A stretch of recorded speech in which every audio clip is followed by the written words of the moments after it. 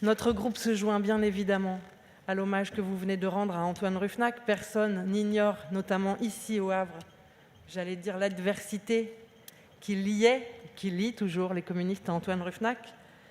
Mais je peux aussi témoigner, et nous pouvons témoigner, de ses qualités de rassembleur. Vous avez évoqué le travail qu'il a engagé pour réunifier la Normandie, et aussi des qualités que je voudrais souligner de fidélité, qui, à mon sens, deviennent trop rares aujourd'hui en politique. Je voudrais aborder un sujet sur lequel vous avez fait l'impasse, Monsieur le Président, qui est la situation sanitaire de notre région, qui devient, comme dans beaucoup d'autres régions, très préoccupante. Et je pense notamment à la saturation de nouveau attendue de nos hôpitaux, et tout particulièrement en ce qui concerne les lits de réanimation.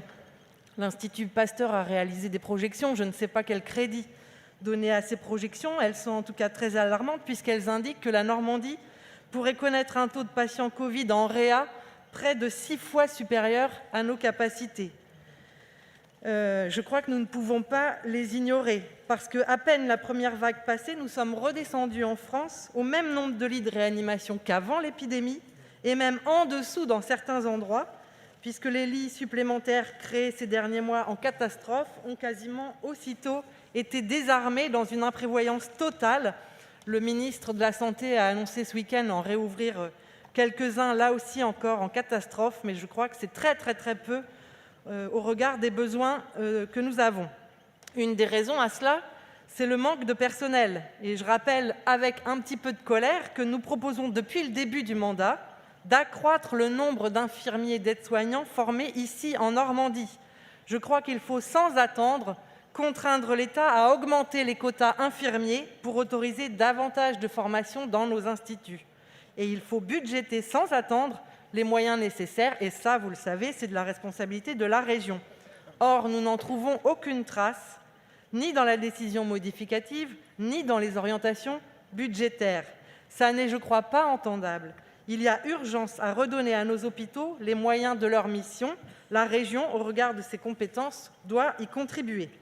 Bien évidemment, il faut aussi rendre ces professions plus attractives, et de ce point de vue, nous agissons pour notre part pour que la revalorisation salariale de 183 € mensuels attribuée aux soignants soit élargie à ceux qui interviennent en santé mentale ou à domicile. C'est non seulement une question de justice, mais c'est aussi indispensable quand on sait dans quel désarroi se trouve notamment le secteur psychiatrique. Cela a valu des mouvements sociaux très forts dans notre région il y a peu. Je pense aux blouses noires au centre hospitalier du Rouvray chez mon ami Joachim Moïse, mais ici au Perché, au Havre. Et je crois qu'il faut entendre leurs revendications. L'autre urgence est économique et sociale.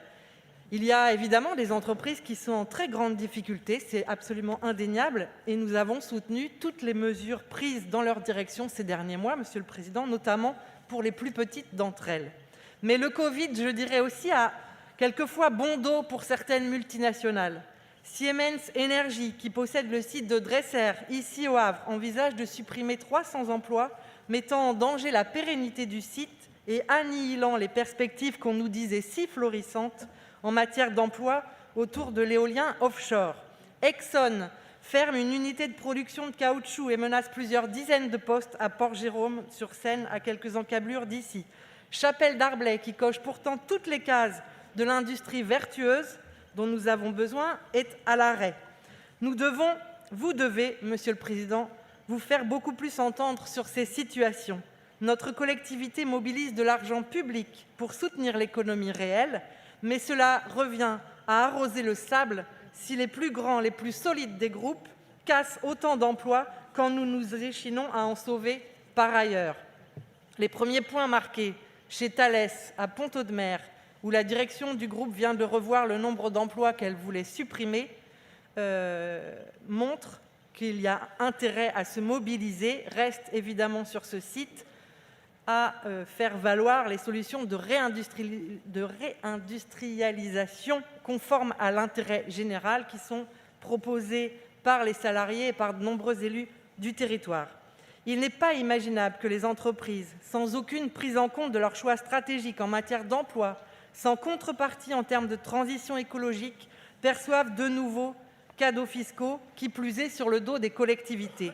C'est pourtant de cela dont il est question, avec la diminution de 10 milliards dès 2021 des impôts qu'on dit de production, que sont la CVAE et le CFE par exemple. On connaît déjà l'inefficacité de ce type de mesures et les conséquences en matière d'autonomie financière pour nos régions. Les projections financières qui sont développées dans le document d'orientation budgétaire en attestent. De plus, on recule sur la péréquation entre régions, ce qui risque d'aggraver les inégalités, alors qu'il est au contraire urgent de les réduire. L'urgence est aussi climatique et la compétence régionale en matière de transport doit lui permettre d'agir efficacement. Malheureusement, vos choix en matière ferroviaire n'améliorent en rien la situation du transport voyageurs. Ces derniers jours en ont à nouveau apporté une cruelle illustration, vous l'avez évoqué. Il faut rouvrir des lignes enfouies sous les ronces que les cheminots s'échinent aujourd'hui à faire ressurgir, remailler les territoires pour améliorer la desserte des zones rurales comme des grandes agglomérations. Vous faites exactement le contraire, en approuvant par exemple la fermeture de tronçons qui rend irréversible l'abandon de la ligne Rouen-Évreux et ses prolongations vers Dreux, Chartres ou Orléans, une ligne fret qui serait pourtant particulièrement bienvenue pour relier la Beauce au premier port céréalier qu'est Rouen. De même, solliciter, comme vous venez de le rappeler, les intercommunalités normandes pour financer le saut de mouton, au moment où l'État semble vouloir réinvestir dans le transport ferroviaire, est un non-sens. Les contrats de plan État-région doivent permettre de concrétiser les déclarations d'amour du gouvernement en matière ferroviaire, mais pas à exonérer une nouvelle fois l'État de ses responsabilités et la SNCF de sa dette à l'égard de la Normandie. Quelques mots encore pour dire combien nous sommes à la fois surpris et mécontents de voir que le soutien à l'activité transmanche oublie une ligne pourtant structurante et indispensable à l'activité économique normande, la ligne Dieppe-Newhaven. Nous aurons l'occasion d'y revenir lors de la séance. Combien nous sommes surpris et mécontents que le projet de Dideland, qui fait couler tant d'encre, ne soit pas à l'ordre du jour de notre Assemblée. Ne soyez pas surpris que les craintes autour de ce projet prennent davantage de vigueur jour après jour. À entretenir autant d'opacité, elles ne peuvent que grandir. Enfin, nous vous avons soumis, et il est sur les tables de chacun, un amendement qui concerne la création du lycée du Roumois, qui, en l'état actuel de la délibération, sera tout sauf un lycée du Roumois. Dans les établissements publics d'enseignement international, créés par la loi École de la confiance et auxquels vous vous référez pour créer ce lycée, la proportion des élèves préparant les diplômes nationaux du brevet et du baccalauréat qui ne sont pas assortis de l'option internationale ni préparés dans une section binationale ne peut être supérieure au tiers des effectifs de l'établissement. Parents d'élèves, enseignants, élus locaux agissent depuis des années maintenant pour qu'un lycée polyvalent soit ouvert dans le Roumois afin de désengorger les deux lycées de Ponteau-de-Mer vers lesquels les élèves des collèges de Bourrachard, Bourtrould et Routot sont aujourd'hui orientés et de réduire les temps de transport qui peuvent aller jusqu'à 2 heures par jour pour les jeunes les plus éloignés. Malheureusement, le modèle d'établissement que vous choisissez ne le permettra pas. C'est pourquoi nous vous proposons de le modifier en un établissement polyvalent accueillant des sections internationales. Le Conseil académique de l'éducation nationale, qui réunit élus locaux, organisations syndicales, fédérations de parents d'élèves, régions et rectorats, s'est positionné en ce sens. Ça n'est pas seulement une question de forme, ça n'est même pas du tout une question de forme, et nous vous alertons solennellement, Monsieur le Président. Il serait regrettable qu'en raison d'un dossier mal ficelé, dans le meilleur des cas, ou pire, de votre propension à développer l'enseignement privé, de nombreuses familles du Roumois soient toujours privées d'un établissement tant attendu. Même chose, et j'en conclurai par là, sur la baisse de DGF des lycées, qui inquiète de plus en plus de conseils d'administration d'établissements, parce qu'elle se conjugue avec d'autres baisses, par exemple des pertes de recettes de taxes d'apprentissage. Je crois que dans les lycées, on cherche aujourd'hui tous les dispositifs à mettre en œuvre pour raccrocher des jeunes qui ont pu décrocher pendant le confinement, et que c'est un très mauvais signal donné par la région que de diminuer les moyens des établissements scolaires. Je vous remercie.